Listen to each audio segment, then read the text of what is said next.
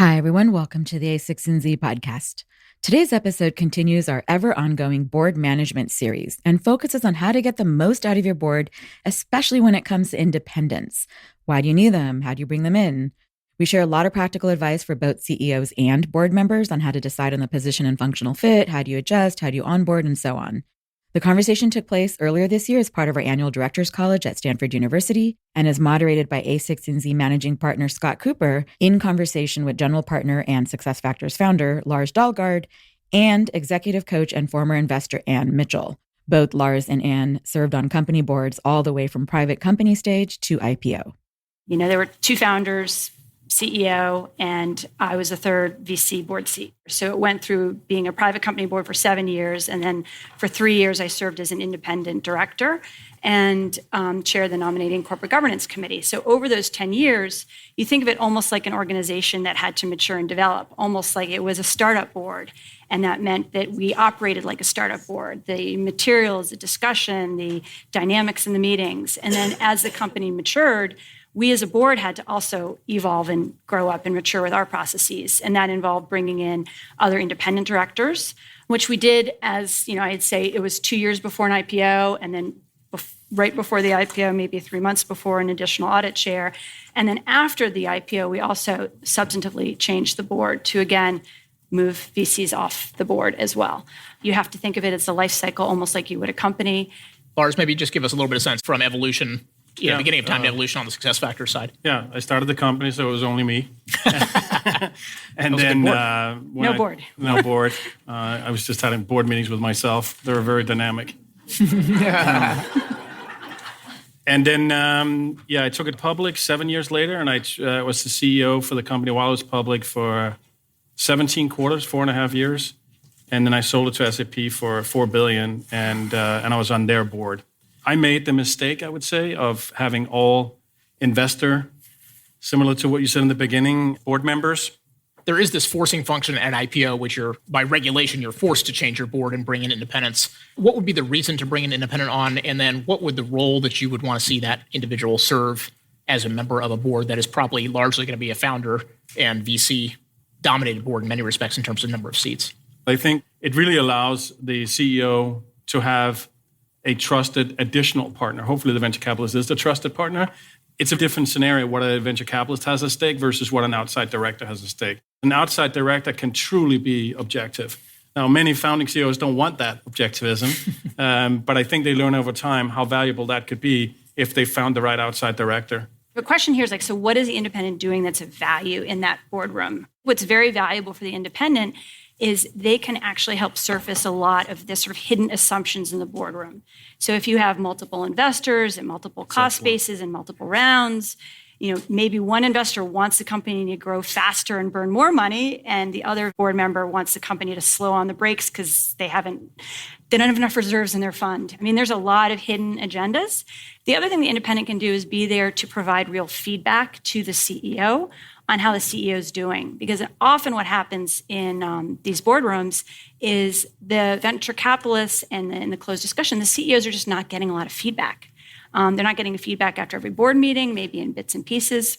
But an independent can very skillfully solicit around the room, understand what's going on, and be that trusted point person back to the CEO. Like, what's on your mind? Why are you worried about the growth rate? Why are you not worried about the growth rate? So those would be two tangible things. So you've got a minority person here on the independent side who basically has a vote that maybe in many cases doesn't matter if at all, given some of these constructs. So I'm just trying to get a sense of, if you assume that your vote is not really the reason you're there, how do you go about doing these things? How do you take that leadership role on the board, given that you don't really have the hammer anymore of, I can actually swing votes or make a difference from an actual corporate governance perspective? It takes a very long time to find a very good person for you. And so you don't want to rush that the way I did it right before the IPO. You really want to take the chance to get to know them. And it doesn't mean that they become your best buddy. It just means that they're going to be functional for you. I don't think that you can have somebody be independent if they only love you. I think they have to be in love with your business. But I think it's dangerous if they're smitten by you and sort of bowled over, because then they don't become independent. Yeah. And then the final thing, which be worth listening to, speak up with your experience and show that it matters. I still remember my second board member saying stuff in a board meeting that stunned me because I'd just been completely in the family with the previous board members. He's a PhD in physics. He basically said, I don't think we're listening to what's being said here. We're just bowling over it. Could we just hear it one more time? And it was in fundamental transformation of the board dynamics, that one issue. He just had a very valid point, said it very firmly. He transformed our board meetings. We've been talking a lot about kind of the board dynamic and from the vantage point of the board members. Maybe we can talk a little bit around the vantage point of the CEO. So, and particularly when you think about the types of board members that you've had on your board, you had VCs, certainly, I'm sure. And then obviously, as you mentioned, you had independents. Is the relationship different? It's pretty intimidating to be around your VCs. You've thrown your whole life into this. They haven't. And so it's bigger risk for you personally than it is for them. Whereas my external board members, for some, I can't really explain reason, I took them less serious. And I wish I had taken them more serious. But over time, I saw the value that they had because I spent a lot of time with them. And in particular, the trust that they began building with me and how they understood me. It's important. There's some respect. There's some understanding. There's some trust. But you have to have a relationship where it's okay for you to say, this is not okay. But how do you deal with whatever kind of institutional intransigence there is against that, either from the founders themselves saying, hey, look, I don't want to potentially dilute my control over this thing, or the VCs, in many cases, selfishly saying, hey, look, again, we're here. We like the fact that we control this board. The idea of an independent kind of does, in some cases, either from a voting perspective, change the balance of power or changes the nature of the conversation. So how do you overcome that agenda and help people understand the value of the independent and convince either a intransigent CEO or a difficult VC member that there's actually value in bringing in a new perspective? Do you really think people are contesting the sort of value of it, or is it more, so? If you put it in priority number 12. Right, nothing gets to priority 12. Yeah, that's not So what are the objections they're making, or are they not actually making objections? You can imagine that's not going to help sales. Mm-hmm. That's not going to help customers. I need to go raise another round. That's the dynamic. And so it's very much survivalist. It's too strategic and long-term to think like that. They're, new strategy is execution. That's the philosophy. I think also, at least, I think people think about self-preservation too, right? Which is, that's true. If I control this board, if I bring in other people, I might get the benefit of some great guidance, but that also could be somebody who tips the balance of power at some day against me. I think that's very true. Yeah. I think if an entrepreneur, I was one, they don't like working for anyone. And so now there comes a person all of a sudden, and it takes away the sense of control that they had in this whole big gamble they did in their life of taking a chance, actually taking a risk on building a company from nothing. I also now in my practice coach CEOs, right. And one of the things I keep hearing from many of these founder CEOs is how frustrating they feel in their boardroom. They're frustrated by their board meetings because they want these meetings to go well, but they just don't know how to get the most out of these meetings. And it's almost, you can just feel it when they look at their calendars and they see a board meeting on it. It's like. So I think the way you can sort of sell this or position this is ultimately, CEOs are great at wanting to optimize all parts of their business. The board is another part of their business. They just need to optimize, and they're going to have a lot more fun working with their board if it's running well.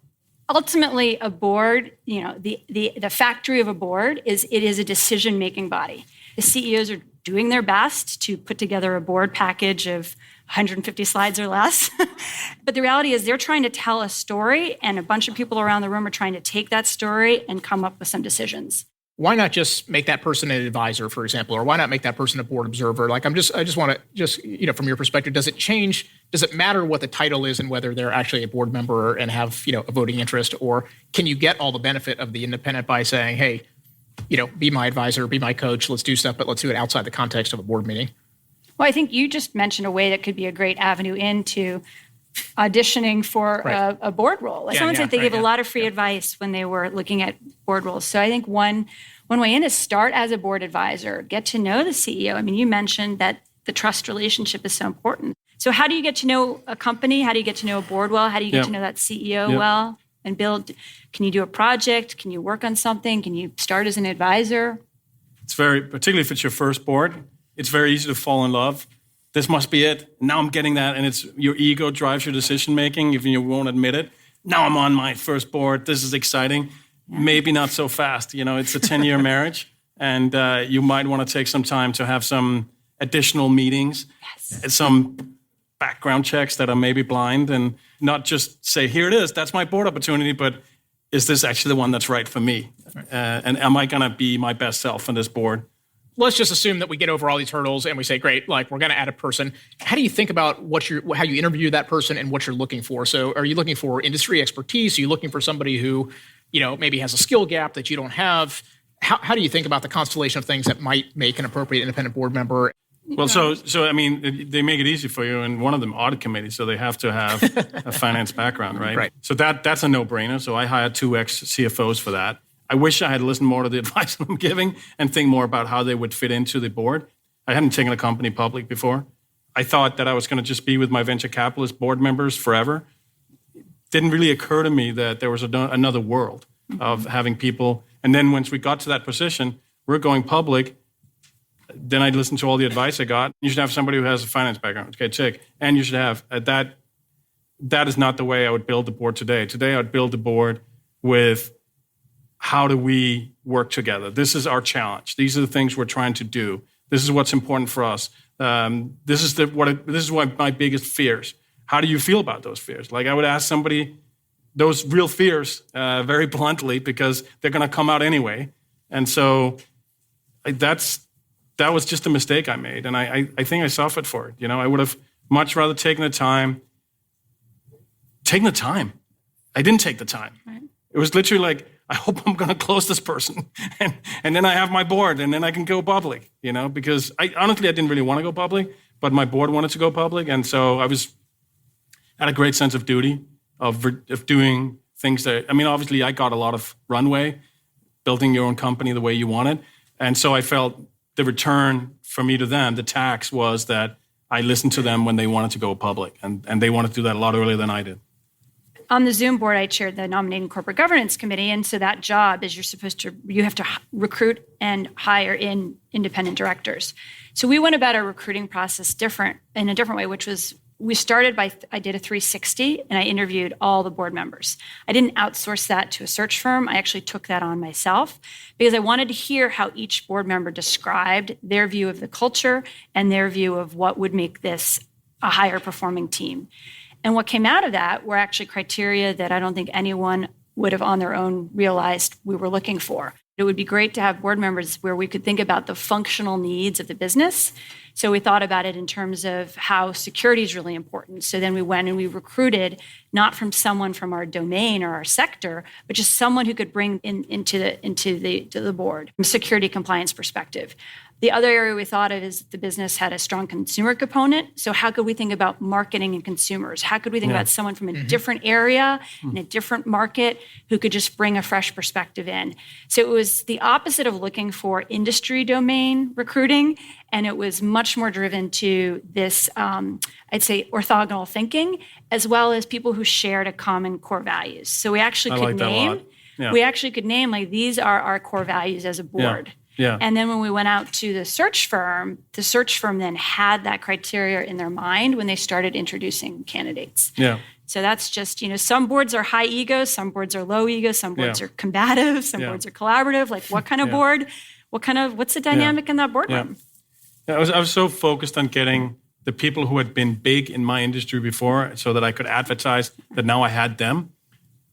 I'd much rather have the one who wasn't the biggest today, but the one that was the right fit with me, that wanted to go and fight the battles we had. How do you think about the onboarding process for an independent, and how is it or should it be different from a traditional VC or somebody else who comes on the board? What I have found is that most boards don't think about their onboarding process because it really doesn't fall to it being any of the director's responsibility. The Nominating Corporate Governance chair, like my job is to go find the directors, but nowhere does it say like I actually have to onboard them. Yeah. And it's not the CEO's job either. And so it sort of falls through the cracks. So it's one of those processes that really, I would say, you need to almost advocate for yourself as well. There were a couple of things we did on the Zoom board when we onboarded 2 directors that were just tips I'll pass along. One was we really wanted the new directors to go through orientation like any employee would. Like, so if you're going to be a director of the company, why not go through and go through orientation as the employees do? You'll then see a whole part of the business in that way. The other is directors don't often get really exposed to the product. So maybe if it's a consumer product, you've used it, but often directors hear about the product, know about the product, but they're really not getting their hands on with whatever the company's building and making. So find a way as part of your onboarding to go to the factory floor and find and get exposed to the people building the actual product, technology, software, so that you really understand the product. So those were just two ideas that we felt were really important in the boards that I've been on. We didn't do any of that. And I'm just thinking how absurd it must have been to be a board member joining. We're like 8 months, 8 quarters public, right. And this person sort of just gets shot out of a cannon and is sort of trying to be part of what we're doing. Right. I don't even know how the hell they were supposed to do that. Can't imagine what it must have been like to be them. Nobody thought about it.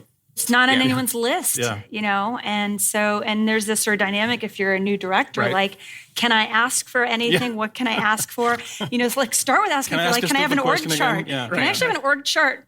Show me who your team is and who's under you. So you have a sense. Another area that could be a great way to add value as a new director immediately is ask that CEO as a new director, so who are you hiring for? What are your key open spots? Yeah. Not that you're going to go fill those searches, but then you're immediately aligned, let me collaborate. Let me know what are the pain points you're trying to solve for. Because that's just an area where you will then, day one, be plugged into thinking what that CEO is trying to solve for as the CEO is building their organization. I like that. As that onboarding happens, and then you think about just kind of the day-to-day of the actual board operation, are there best practices that either of you have seen in your experience that help make both the board itself successful, but also make sure that you can absorb the changing dynamic that comes with having people who are independent? I want to hear about your best practices. What we do is just give them all the last board packages, and that also shows a lot in their realm, whether they actually care about what you're doing. If they don't get through that when you talk to them, it's like, why are you here? So I liked a lot the comment you had about people coming with those fresh eyes. I think it's really powerful. We're seeing that always in our partnership, that when one of us go in and looks at a company, we see completely different things. And these are our peers. We've done the same things. We know the same things. And so I think for the board member that comes in and reads all that stuff, and that's a great way to get to know each other. And you're like, well, I'm not hired yet. How would you possibly think? But I think at that stage, you should be comfortable under NDA giving somebody this stuff, because it's such a great test for both of you. The other thing I do a lot is blind reference checking. And I just, both the CEOs and board members, I think that direct references. So yourself, not the search firm doing it. You do your own. No, I never. I always do my own. Yeah, including every single person I hired. Okay. And I hired the first 800 people personally. A lot of reference checking. Yeah. You get very good at it. It becomes very efficient. Mm-hmm. So fix your blind references. I try to ask questions that aren't expected because everybody's so rehearsed. And typically, but the reason you can't call the reference you're given is the person is fantastic. What's their one issue? They work too hard. It's like we're wasting both of our time, right? I mean, it's like, why are we doing this? My favorite question, it's in a New York Times article they did on me, is, what did you learn from your mom? Now people come in prepared. Are you going to ask me about my mom? So that's a little unfortunate, but it still works, particularly if you ask it while you're basically talking shop, like metrics and what was your background, what's my background, and then you also slot in what you learned from your mom, because you bring that to the boardroom. And so I need to figure that out if I'm going to sit at 70 board members meetings with you and talk about really tough stuff. What are your basic value set, and how do you deal with the tough things in your life or the good things in your life? You're listening for a sort of a mission, a values connection. Yeah, I think so. It's more than the checklist of what's on the resume, but it's like, is this person going to be able to share my mission, my approach, my way I think? Yeah, I'm only going to do this if I can try and make it legendary. And so I'm not going to make it legendary with people who are just there to tick boxes and aren't part of a bigger thing. And, you learn to do that work up front, because you're going to have some very tough value-based decisions that have absolutely nothing to do with math at all. Okay, good. I want to make sure we have some questions. Yeah. When the dynamic is no longer positive on the board and some of the issues are getting played out in the press, how do you continue to work together as a board, and how do you prevent public perception and ego from entering the boardroom? You actually can really see a lot about a board in a time of stress. And so I can just share from personal experience that in moments when things got tough, I think a board really knows can really know how to come together and problem solve. I think what you see in a moment like that is different directors, their sort of what they were brought to the board for, their strength. It's almost like you're a baseball team and you know who's playing what position. And in a moment when there's a challenge, it's like you look around the team and you're like, you've got it, go. The deal is you don't, you're sort of asking what happens to the relationship in a tough situation, right? I mean, you don't build a relationship there, you build the relationship before. It has a lot to do how you approach it from the beginning. And once there's trouble, it's too late to build the relationship. All right, we've got 2 minutes left. Let's have a question. Wonderful. How do you do that balance between determining when a CEO really needs support and when he or she needs somebody to really shake them up and move them in a different direction and have that honest conversation? And how do you best judge? Because especially as a board member, you want to support them to grow the company, but you also need to nip things in the bud before they show up in the press as a crisis. So one of the great things about when CEOs, and I think in the Valley now, many CEOs do hire coaches, and probably in your portfolio you see it. Important part about CEOs hiring a coach is that ability to do a 360. So with my CEO clients, one of the areas I really focus on is saying, look, I'm here for you and to make you the best CEO you can be. As part of that, let me call and speak to some of your direct reports and some of your board members. I'm not asking them to fill out a performance survey. I'm just asking to have a question about what they think of their mother. Or what, but along those lines, like what can I find out on their behalf that will surface what are they doing well, what are their blind spots, where are they falling short? And then I distill that so that the CEO basically has a game plan or to how to improve. No CEO founder started, perfect day one, and they weren't perfect year one, and they weren't perfect year 5. Like they have to evolve with their companies. So for them to be successful, like they have to constantly reinvent themselves as a leader. So the only way they're going to do that is if, in a way, they have some self-accountability and desire to take on those blind spots head on. To your point, the way you approach it is by bringing data, by bringing perspectives into that discussion so that you can bring perspectives from the people that the CEO counts on and trusts. And then that forms that self-growth plan. All right, so that's actually a great note. Thank you very much. Thank you, Ann and Lars, for your time. Appreciate it.